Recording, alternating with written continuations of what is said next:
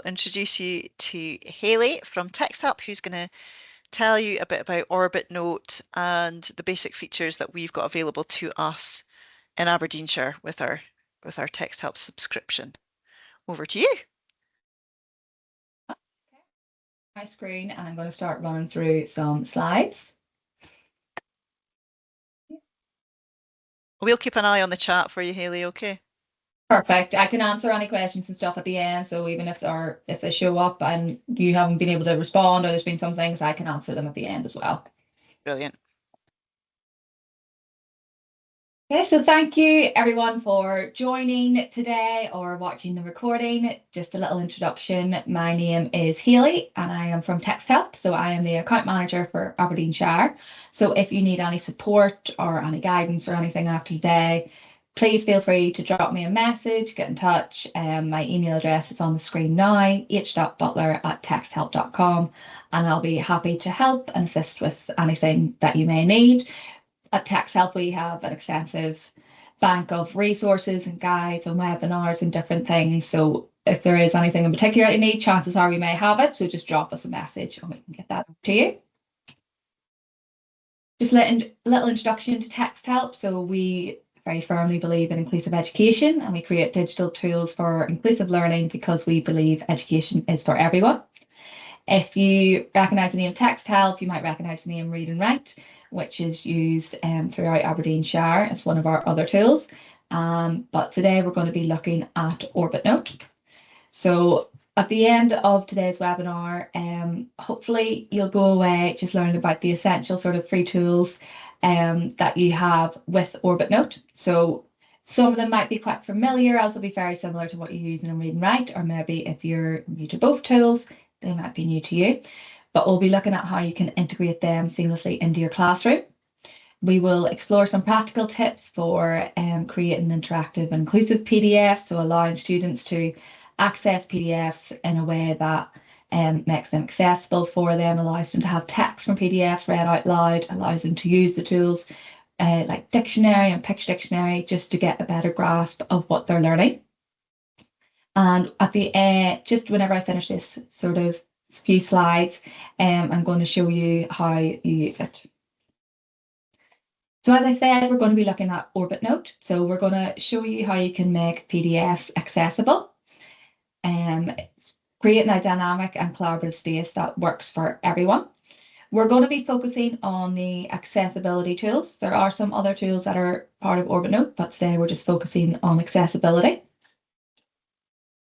Here are some of the features at a glance. So some of the ones that we're going to look at are text-to-speech, which reads words, passages, or whole documents aloud with easy to follow dual color and highlighting. We've got our text and voice comments, so allowing you to comment into a PDF and have that read back. We will look at highlighters and how you can collect different highlights to create vocabulary lists or collect information onto a Google document. And as I said, we're going to be looking at the accessibility tools. So within OrbitNote, it allows you to have readable and editable PDFs at the touch of a button to make every classroom PDF accessible. I don't know about you, but like I remember working on PDFs whenever I was at school, and they're always a tricky thing to read. And for those students who struggle with their reading, this just makes it a bit more accessible for them. Also, just a note that it is fully integrated with Google Classroom, so you can share PDFs via Google Classroom. So if you make any changes or you highlight anything within a PDF, you can share those with students and they can open it within Classroom and then have that text read back to them whenever they open it on their device using OrbitNote. So let's have a quick look at this in action. So first thing I'm going to do is I'm going to show you where you can open up, just move this little toolbar. I'm just going to show you where you can open up OrbitNote. So the extension has been deployed. You may see it pinned to your extensions. If not, it'll just be in the little puzzle piece on the right-hand corner of your Google workspace. So if I click on this, you'll see it down below. If you want, feel free to pin that to your toolbar. It's really handy to just have that on hand and then you can access it whenever you need it. And if I click on the OrbitNote extension, what that's going to do is that's going to open up a little dashboard. So within this dashboard, you've got a couple of options. You can open files from your computer. So if I click here, I can open a PDF directly from my device, or you can also open it from Google Drive. So if I click here, it's just going to bring me into my Google Drive. I can select which PDF I want to open and go from there. I also want to show you the other way that you can open up PDFs within OrbitNote. So you'll see here, I have some PDFs already in my Google Drive. So what I'm going to do is I'm just going to click on this PDF, and you can set this to open automatically from OrbitNote, but I think for the purposes of today, normally that's quite it's a central setup, so we can look at that. But for today, I just want to show you, I just hit on the drop down and click open with OrbitNote.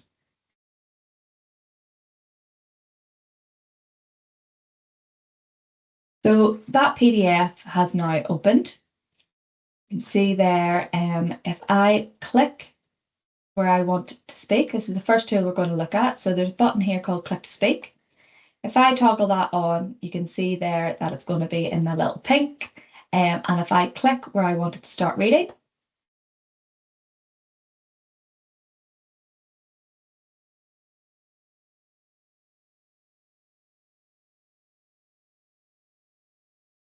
I don't think you've got the sound for the computer switched on, Hayley, because we can't hear it. Hold on a wee second. Let me come out of this. I'll stop sharing a wee second. Oh, wait, there we go. Where's share sound? Include sound. There we are. Right, let me try that again. Synonyms and antonyms. Find one synonym Perfect. and one antonym from the word bank for each word listed below and write it in the space provided. So you can hear that text being read back. So again, if you've used Read&Write before, you've probably seen that in the settings you can change the speaking voice, but just to show you within OrbitNote, so you could hear that being read back in that Scottish speaking voice. And within your settings option, if I go here and I go to settings, you'll see here I've got my general settings, and we're going to go into speech. So at the minute, mine is kept to UK Scottish Andrew. That was definitely a female speaking voice. But if we scroll down here, you'll see there are lots of different voices available. So if your students are maybe looking at, say, a French document, they can simply scroll back and select a French speaking voice, and it's going to read that PDF back to them with that speaking voice, and just allow them to get like a bit more context with how the words and different words sound in that language. But today we will just keep it as the Scottish speaking voices, although I'll show you a few different ones just so you can get an idea of what it sounds like. So if I go to UK Daniel, we can test the voice speed. Test voice speed. You can slow that speech down or quicken it up, whatever you prefer. Some students may like to have it a bit slower, some students may have it a bit quicker. It is down to personal preferences of students. That's what I say. You know, some students are so, like to listen to text quite quickly. Some students like to listen slowly. Again, it's just down to preference, and it's about finding what works for each student. So if we come out of that again, and I'll go into another speaking voice, and we hit save, and we'll click on click to speak. Synonyms and antonyms. Find one synonym and one antonym from the word. I'm going to come out of click to speak now and just show you another way you can have the text. So some students may not like to be able to have that click and speak. It may, go a bit quick for them or different things. So students can also just select text and hit play. Find one synonym and one antonym from the word bank for each word listed below and write it in the space provided. They can have just that piece of text that they've selected read out loud to them rather than having the whole document. The next tool that we're going to look at is going to be the dictionary option. So just works as a dictionary would normally work. It allows students to simply click on a word. So I've just double clicked on synonyms there and click on dictionary, and it's going to give the student a little definition there. It's also going to have the word, so students can play the word back to them, just to listen to how that sounds. Synonyms: And they can also listen to the definition. noun. Two words that can be interchanged in a context are said to be synonymous relative to the context. Students can have that little dictionary box just sitting open as they're going through a PDF. So even if I was to click on another word, it's just going to give me that definition. And again, students can have all those words played back to them as many times as they need to obviously get the context of what that word means. We also have a picture dictionary. So I'm just going to click this and I'm going to open it on the other side of my screen. Again, it's going to give students the ability to have that word played out loud. And it's also going to give a little picture icon, a very sort of simple icon of what that word is and what it means. So if we click again on some different words here, you'll see as I click on them, it's going to give me a little image and it's going to give me the definition. And these little boxes can be moved around the screen. So wherever a student wants them, or even for yourself, if you need to use this, wherever you want to set them on the screen, you can have them there. And you can go one step further with the dictionary and picture dictionary tools. So I am going to open up the highlighters option. So it's just this one here.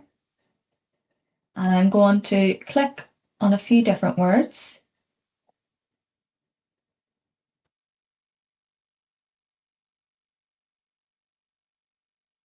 What I'm going to do is I'm going to click this button, which is our vocabulary list. So if I click on this, what that will do is that will take all those sort of single words that have been highlighted from the PDF, and it's going to bring you through to a new Word document, Google document, and it's going to bring through the word, the definition, the little symbol if there is one that goes with it.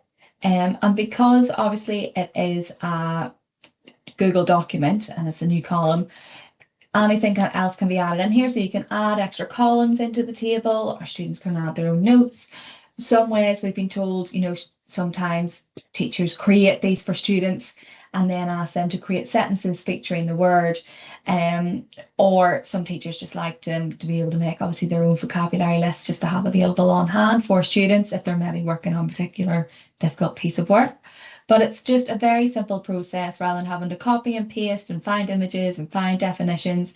It just makes it a lot easier to create that vocabulary list just with like a few simple highlights and then a click of a button. We go back into our PDF and I'm going to close down our dictionary tools here. And I'm going to show you where you can clear highlights. So I'm just going to select everything here and there's a little erase button. Show you how you can collect highlights as well. So to do that, I'm just going to open up another PDF. I'm going to open up from a book.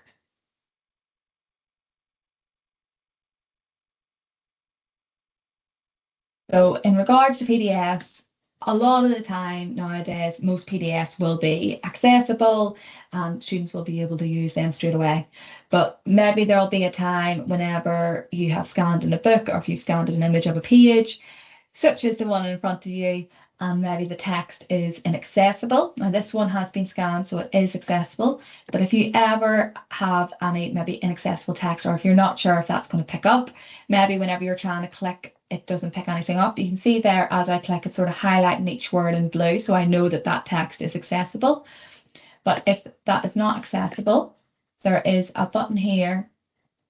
And if we scroll down, there's an option there to scan the text. And you can do that. Also, if the document that you upload, whenever you open it in PDF, if it has some accessible text in there, you should also get a wee prompt to scan it. But if you're ever unsure, you can just go into settings and then scan text. But I want to show you how you can highlight and gather information from PDFs and bring that through into a separate Word document.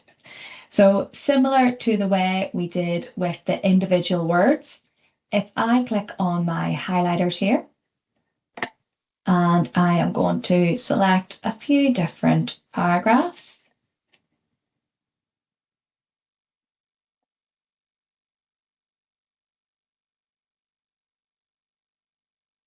You can select different colors as well. So again, this is just down to personal preference, whatever way you want to use it. And I'm going to click Collect Highlights. You'll see there it is given an option to collect. So if you've maybe selected a piece of text that you don't want to bring through to a certain document, you can toggle that off, or you can just collect all colors. So if I hit OK, what that's done there is that's brought through obviously that text from that PDF into a Google document.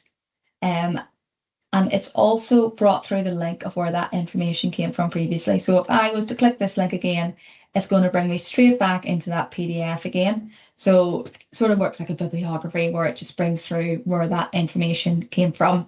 And if you have used Read&Write before, you've probably seen that in action. It can be used, if we've done it on web pages and different things, but obviously with PDFs, it's just going to bring through the link of that original PDF and where that info came from. So if we go back now and we will have a look at a few other features. So the other one we've got is the translator tool. So with the translator tool, it allows students to translate singular words into a different language. So if I go into our settings again, and I go into translation, I've got mine currently set to translating from English into Spanish. So we'll keep that for now. I hit save. And I am going to select a word and just hit translate. And what that'll do is it'll bring through the word that the student is asked to translate.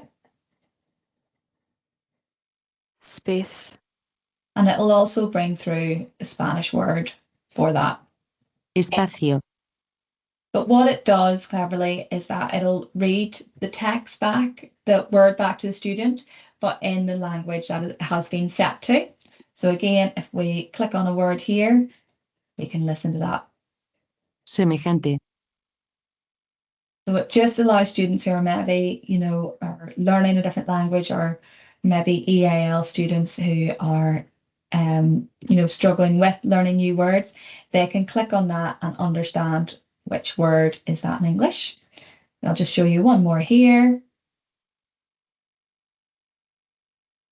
Opposite.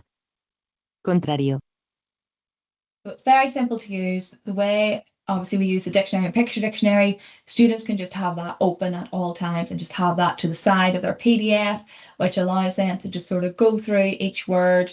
They, don't need to copy and paste it into Translate or anything like that. They can just simply click and have that word then on the side of the screen. So the last thing that I am going to show you today is going to be our screen masking tool. So this is the screen mask option up here. And what this does is this provides a coloured overlay over the screen. So maybe you have some students who require that coloured sort of acetate page whenever they're looking at pages or looking at books and different things. So this works in the same way. But another feature that it's got is a reading ruler. So it really helps the students with focusing on paragraphs and sentences and different things. Even for you as teachers, if you're ever sharing something on screen and you want to block out information, you can use a reading ruler to do that. But I'll stop talking and just show you how to do it, if what you're thinking. So this is the screen masking tool here. I'll turn that off, and then all you need to do is click that on. So you can see there my screen mask color is currently set to that dark blue color, but I also have my reading ruler switched on. So as I scroll down the screen, it's just simply highlighting. It's got that colored overlay, and then it's got the reading ruler just moves with my mouse.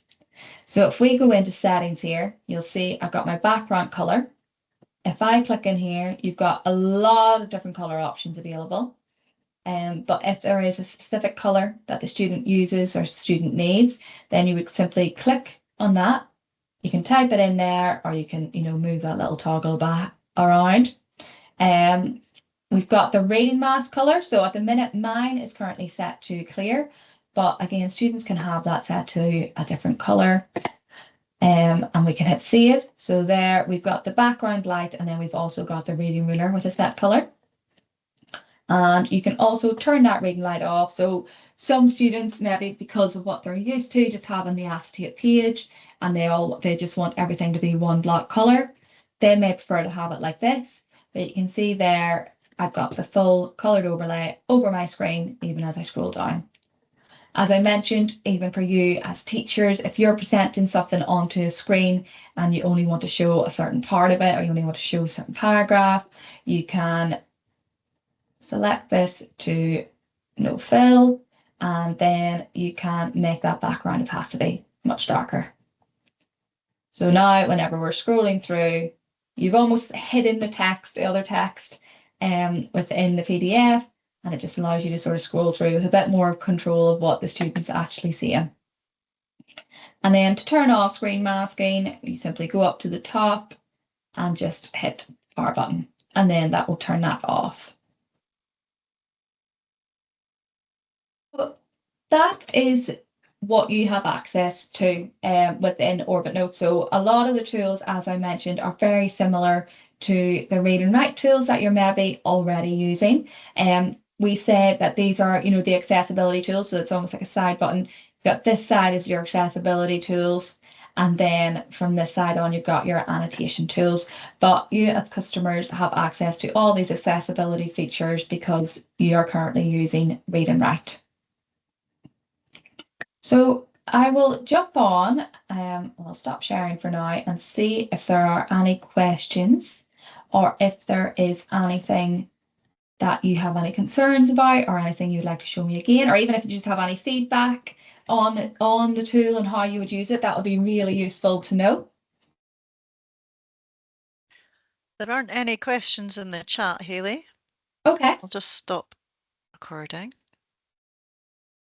Sometimes